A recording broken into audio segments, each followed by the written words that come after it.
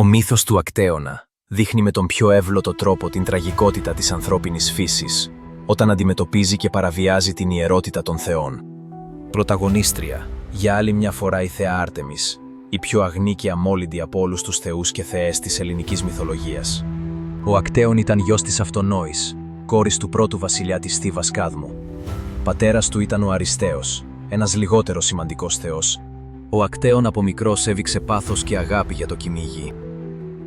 Μεγαλώνοντας, έγινε πολύ επιδέξιος κυνηγός, πράγμα που γέμισε την καρδιά του με υπερηφάνεια. Ωστόσο, πολλές φορές η μοίρα πλέκει τις τύχες των ανθρώπων με τραγικό τρόπο. Μία μέρα ο Ακτέων κυνηγούσε ελάφια στο δάσος με τους φίλους του και με τα 36 σκυλιά του. Ο Οβίδιος, στο έργο του Μεταμορφώσεις, έχει διασώσει τα ονόματα και των 36 σκύλων. Κάποια στιγμή έφτασε σε ένα ξέφωτο όπου σε μία λίμνη λουζόταν η θέα Άρτεμις, συνοδευμένη από τις νύμφες του δάσους. Ο Ακτέων στάθηκε για να θαυμάσει την ομορφιά της θεάς. Δυστυχώς όμως για εκείνον, η Άρτεμις τον αντιλήφθηκε.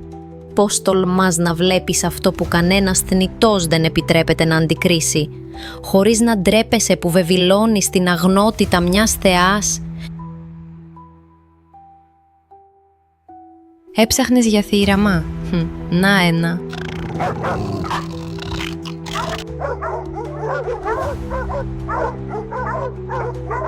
Ο Ακτέων προσπάθησε να ξεφύγει, αλλά μάταια.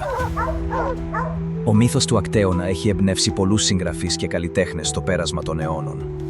Από ζωγράφους όπως ο Τιτσιάνο και ο Φραντσέσκο Αλμπάνι, μέχρι γλύπτες όπως ο Πολ Μάνσιπ. Ο καθένας προσέγγισε τον μύθο με τον δικό του τρόπο. Έρωστε Ευρυπίδη, γιατί χρησιμοποίησες τον μύθο του Ακτέωνα στις βάκχες?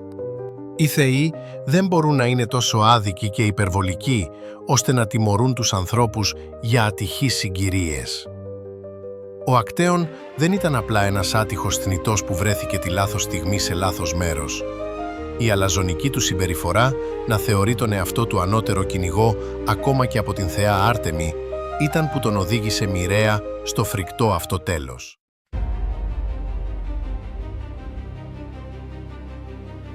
Οβίδιε, η δική σου εκδοχή στις Μεταμορφώσεις είναι και η πιο γνωστή.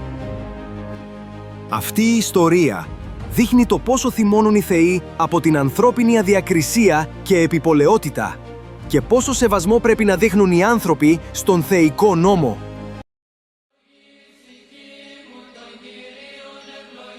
Χαιρενώνε, τι έχεις να μας πεις για τον μύθο του Ακτέωνα? Ο Ακτέων τιμωρήθηκε για την λαγνία του προς την θεά. Όχι μόνο την κατασκόπευε παρά την θέλησή της, αλλά και προσπάθησε να συνευρεθεί ερωτικά μαζί της, παραβιάζοντας την αγνότητά της.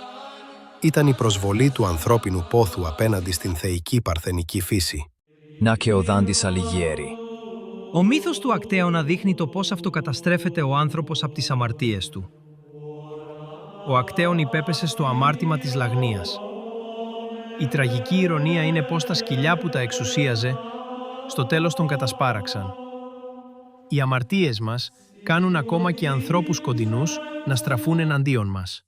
Η διαφορετική ερμηνεία του μύθου από την αλαζονία στην κλασική Αθήνα, τον θεϊκό νόμο κατά την ρωμαϊκή περίοδο, μέχρι την αμαρτία στον χριστιανισμό, δείχνει το πόσο επηρεάζει την αντίληψή μας η κοινωνία που ζούμε, αλλά και πόσο συνεχίζουμε να εμπνεόμαστε από την αυστηρή τιμωρία της θεάς Αρτέμιδος. Τελικά εγώ είμαι αυστηρή, επειδή δεν αφήνω τους ανθρώπους να παραβιάζουν τους όρκους τους, που δεν σέβονται την αγνότητα των δασών και των πηγών, που ασελγούν πάνω στην ιερότητα της φύσης. Τελικά, όσες χιλιετίες και αν περάσουν, οι θνητοί θα συνεχίσουν να είναι ίδιοι.